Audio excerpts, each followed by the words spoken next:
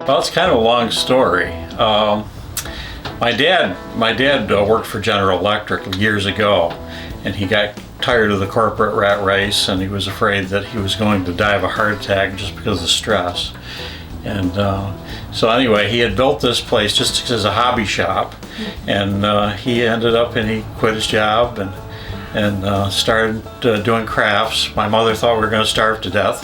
The first show that he did, he did the show. The show cost him $15 and he made $20.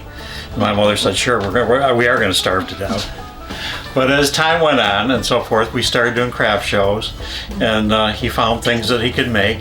And after that, I got into wood carving when I was about 14. I started hand carving, and I did that for a lot of years as a hobby.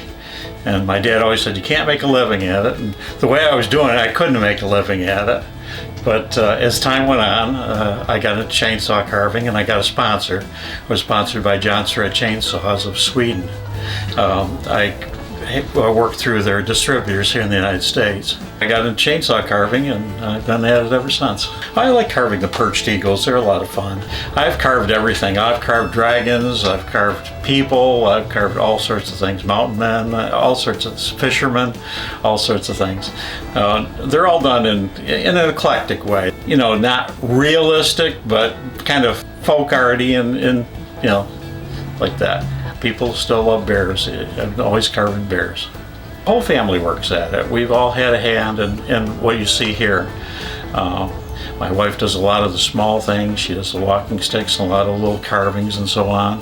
She does the doll houses, and Katie, she has her resins and she does her crafts. And Sarah, my middle daughter, she does some carving as well. So hopefully, when I retire, it'll go on to the next generation.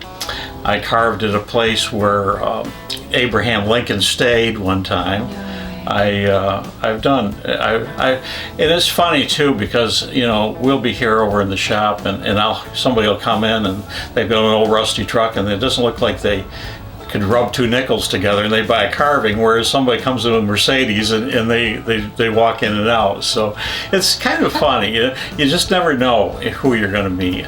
I have really met some very interesting people though in my trade. Yeah, we have met a lot of interesting people that we ended up spending the night in a cabin one time, and just to put us up for the night, and just all kinds of things. Yeah. The kids have found friends and played with their kids while he was working. Right. And, I used to carve a lot of stumps for people. People would have a tree in their yard, and it would die, and they'd say, "Can you come and carve the stump?" Well, I did that when I was younger, man. I don't do it anymore. No.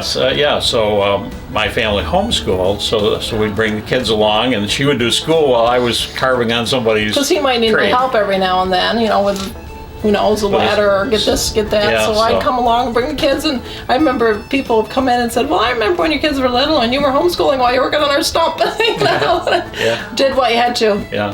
So if you come, we'd love to have you. Yes, and have we you always look around. enjoy our customers. Yes, we do. We usually end up, probably I'd be talking more than I'm keeping them longer. I usually end up talking to people.